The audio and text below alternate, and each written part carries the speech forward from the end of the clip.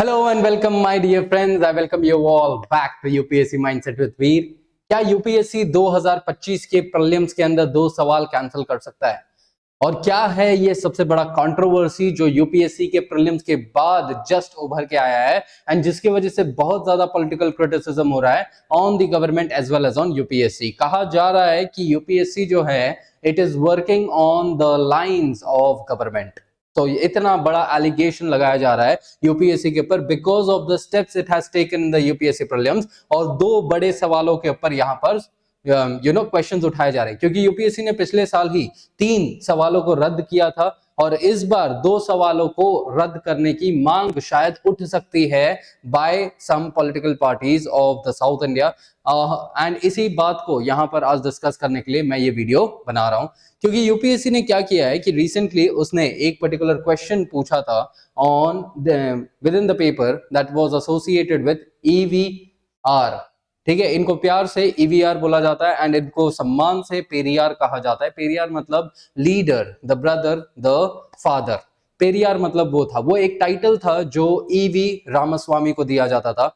ये जो व्यक्ति थे इनके नाम के आगे एक वर्ड होता है जिसको कहा जाता है द नाइकेआर। नाइकेआर मतलब उनके वो कास्ट का एक टाइटल है जिसको उन्होंने निकाल दिया था। उन्होंने अपने नाम से ही उसको निकाल फेंका था क्योंकि उन्हें ये चीज लगता था कि अगर नाइकेआर का कास्ट का टाइटल रहेगा सो वो उनके एम्स एंड ऑब्जेक्टिव्स के खिलाफ रहेगा। मतलब बेसिक मुद्दा क्या है ये जान लेते हैं कि ईवी रामास्वामी नाइकेआर जो हैं वो मॉडर्न इंडियन हिस्ट्री के अंदर वो जब फ्रीडम स्ट्रगल चल रहा था he was in south India, जिन्होंने जो हायर कास्ट के अंदर बॉर्न होने के बावजूद भी उनका ये मंशा था कि वो लोअर कास्ट के लिए काम करें, वो लोगों को उठाने का काम करे और ये सोचते थे कि जाति जो है ये एक सबसे बड़ा मुद्दा है जिसके वजह से जो पिछड़ी जाति है वो पिछड़ी की पिछड़ी रह जाती है। और ये जाति शब्द से ही बहुत ज्यादा नफरत करते थे।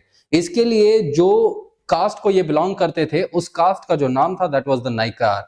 और ये चीज को वो उन्होंने निकाल फेंका था अपने नाम से इन द ईयर ऑफ 1929। उन्होंने बोल दिया था कि भाई मैं नाइकार से कभी नहीं जाना चाहूंगा। सो इरोडे वेंकट रामास्वामी ये जो नाम था इनका, इनके नाम के आगे नाइकेर लगाया जाता था और 1929 में इन्होंने उसको निकाल दिया था एंड 1939 के बाद से इनको पेरियार बुलाया गया। पेरियार, ठीक है, दिस वाज द टाइटल। सो अब सवाल ये था कि साउथ इंडियन स्टेट्स के कुछ लोग जो हैं यहाँ पे ये बोल रहे हैं कि यूपीएससी ने अगर यूपीएससी यहाँ पर पेरियार का टाइटल लिख रही है जो उन्होंने इसके लिए कमाया क्योंकि उन्होंने अपने नाइकेआर के टाइटल को निकाल फेंका था, तब जाके उनको पेरियार का टाइटल मिला था because he worked towards the upliftment of the caste. तो यूपीएससी ने क्यों दोनों भी चीजों को साथ में रखा? यूपीएससी क्यों साउथ इंडियन सेंटिमेंट्स को हर्ट करना चाह रही है? क्या यूपीएससी यहां पर वापस से कास्ट लाइंस को लेके आ रही है? क्या यूपीएससी यहां पर again basis on the particular क्या कुछ एजेंडा है? तो मतलब ऐसे एलिगेशंस लगाए जा रहे हैं और मैंने हमेशा से ही आपको ये एक बात बताई है कि यूपीएससी जो है it has always come up, मतलब यूपीएससी एक बेंचमार्क है। यूपीएससी जो भी पेपर सेट करता है ना वो पूरी दुनिया, पूरा भारत देखता है और यहां पर अगर कुछ भी चीज भारत में किसी को भी मिल गया तो वो उसके ऊपर सवाल उठाते हैं। बट यूपीएससी के सपोर्ट में यहां पर कुछ लोग उभर के आए हैं जिन्होंने कहा कि यार ये क्या है, मतलब जो पेपर सेटर है उसका कोई इंटेंशन नहीं रहेगा जानबूझ के, क्योंकि आप कोई भी पेपर उठा के देख लो वहां पर आपको मिलेगा क्या, ईवी रामास्वामी नाइकेआर नाम यही मिलेगा। अगर ईवी रामास्वामी बोलेंगे तो यार बहुत सारे ऐसे ईवी रामास्वामी हैं but he is known by EV Ramaswamy Naicker अथवा तो पेरियार ईवी स्वामी नाइकेआर या तो पेरियार ईवी स्वामी। तो जो इस पर्टिकुलर कॉन्टेक्स्ट में यूपीएससी का साथ देते वो लोग ये बोलते हैं। उन लोग ने ऊपर से ये भी चीज बोल दिया कि सुप्रीम कोर्ट ने जब 1958 के अंदर एक केस चला था that is Veerabhadra Chettiar versus EV Ramaswamy Naicker, supreme court के केस फाइल्स के अंदर भी नाइकेआर जब यूज किया गया है, so why are you shouting at it? ऊपर से जब इनके ऊपर एक मूवी बनाई गई थी, एक बायोपिक बनाई गई थी, उस बायोपिक का नाम भी पेरियार ईवी रामास्वामी नाइकेआर था। तो तब तो जो साउथ इंडियन के पॉलिटिकल पार्टीज हैं उन लोगों ने कोई आवाज नहीं उठाई, तब शायद क्या उनका कमर्शियल इंटरेस्ट था क्या? ऐसे उनके काउंटर एलिगेशंस लगाए जा रहे हैं। So the point here is कि एग्जामिनर का कोई ऐसा इंटेंशन रहेगा नहीं।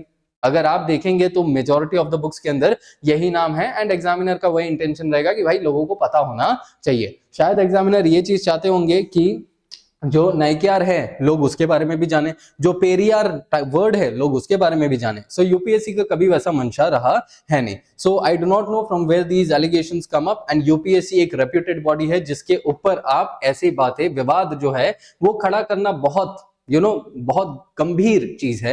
एंड यूपीएससी लाखों एस्पिरेंट्स के लिए एक होप है। आप उन लाखों एस्पिरेंट्स के होप के ऊपर आप इतना बड़ा सवाल, इतना एलिगेशन खड़ा मत करिए। हाउएवर यूपीएससी को भी थोड़ा इस बारे में सोचना चाहिए, जो पेपर सेटर्स हैं, कि क्या चीज हो सकती है। क्या अब अगर इसे सुप्रीम कोर्ट में फाइल किया गया तो उसके वजह से और शायद एग्जामिनेशन के कुछ चीजों के अंदर कुछ दिक्कतें आ सकती हैं अब, बट शायद सुप्रीम कोर्ट इस चीज को नकारेगा, that is one thing. Secondly, एक सवाल उठाया गया again by the Tamil Nadu, that Tamil Nadu के जो अपोजिशन पार्टी है वो लोग ये चीज बोल रहे हैं कि आज के टाइम में तमिलनाडु और जो गवर्नर है उनके, जो तमिलनाडु सरकार और गवर्नर है उसके बीच का टसल चल रहा है। तो यूपीएससी ने जानबूझ के ये सवाल यहाँ पे पूछ लिया कि भाई जो the governor of the state है is not answerable to any court for the exercise and performance of the powers and duties of his or her office। मतलब इनको ये स्टेटमेंट के ऊपर दिक्कत हो गई। भाई ये क्वेश्चन है, it is a question and it is a objective type question. अगर गलत है तो गलत होगा, अगर सही है तो सही होगा। यूपीएससी ने सवाल फ्रेम किया तो इसके ऊपर भी विवाद खड़ा हो गया। मतलब बस पॉइंट हम ढूंढ रहे हैं यूपीएससी को नीचा दिखाने का। यहां पर तो ये सवाल है ना कि governor is not answerable to any court, so it is a extreme statement. ठीक है, तो शायद ये पॉइंट गलत हो सकता है। So it was a objective statement जिसको राइट या रॉन्ग के कॉन्टेक्स्ट में हमें आंसर करना था और यूपीएससी ने वो क्वेश्चन फ्रेम किया। इसके ऊपर भी अब बोला जा रहा है कि ये जो है यूपीएससी ने जानबूझ के पॉलिटिकल बायस के नजरिए से ये क्वेश्चन को फ्रेम किया, क्योंकि Tamil Nadu government versus the governor का जो टसल है वो चल रहा है एंड यहां पर पॉलिटिकल बायसनेस जो है वो यूपीएससी के अंदर देखने को मिल रहा है। But again it is something that is unbearable, that is one thing. But ये एक तीसरा मुद्दा है जो कि तमिलनाडु के अंदर एक और जो साउथ इंडियन स्टेट्स हैं वहां पे, उसके अंदर मेजरली तमिलनाडु है, जिसके अंदर ये एक बहुत बड़ा टसल चल रहा है on the particular aspect of language policy. अब लैंग्वेज पॉलिसी के अंदर तमिलनाडु हमेशा से ये था कि भाई 2 लैंग्वेज पॉलिसी हो, या तो तमिल हो एंड इंग्लिश हो। But central government has always been on the 3 language policy, that is there is going to be Hindi, Tamil और इंग्लिश। अब 3 लैंग्वेज में आप हिंदी के बदले कोई और भाषा भी चुन लो, दैट्स ओके। ठीक है, साउथ इंडियन स्टेट्स में अलग अलग एग्जांपल्स है, कर्नाटका है, केरला है, 3 लैंग्वेज के लिए अलग से एक वीडियो है। बट यहां पर क्या किया यूपीएससी ने, जब ये हिंदी भाषा के अंदर चेन्नई और साउथ इंडियन स्टेट्स के अंदर जहां पे शायद बच्चों को हिंदी नहीं आती होगी, जब ये अनुच्छेद निकाला है, जब ये नोटिस निकाला है, तो वहां पे बच्चों को ये चीज पढ़ने में बहुत मुश्किल हो रहेगी। तो शायद ये चीज के ऊपर एक विवाद खड़ा हो सकता है and might be it could be particular topic जो कि एक्चुअल में सही होगा, क्योंकि साउथ इंडियन स्टेट्स के बच्चों को अगर हिंदी नहीं आ रही और अगर आप नोटिस इसमें दे रहे हो, सो माइट बी ये सही पॉइंट होगा।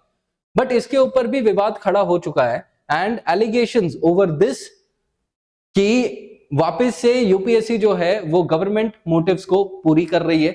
हाउएवर आर्टिकल 350 जो है वो सीधा सीधा बोलता है एंड ऑफिशियल लैंग्वेजेस जो हैं एंड कॉन्स्टिट्यूशन ऑफ इंडिया भी बोलता है कि भाई हिंदी को प्रमोट करना है। बट अगेन ये मुद्दा आ चुका है in the news and the people they are once again into the allegation of trying to criticize the UPSC.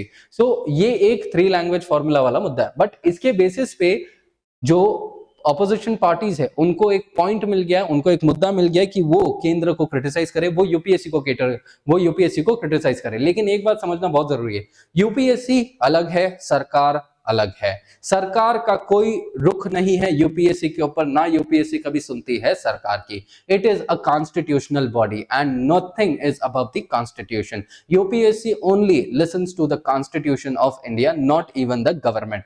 Although the government might be amending the constitution, but that is different। तो यहां पर इन दोनों चीजों को हमें दूर रखना है। यूपीएससी के ऊपर ऐसे एलिगेशंस बाईपार्टीशन रोल वाले कहीं ना कहीं बहुत ज्यादा गलत साबित होते हैं। तो आप होप्स ऑफ द एस्पिरेंट्स के साथ ना खिलवाड़ करें, ठीक है। यहां पर अब ये एलिगेशंस के खिलाफ सरकार और यूपीएससी का क्या रुख रहेगा, यूपीएससी कैसे इन एलिगेशंस के खिलाफ जो क्रिटिसाइजर्स हैं उनका कैसे मुंह बंद करवाती है, इस बारे में जानना बहुत ज्यादा जरूरी होगा।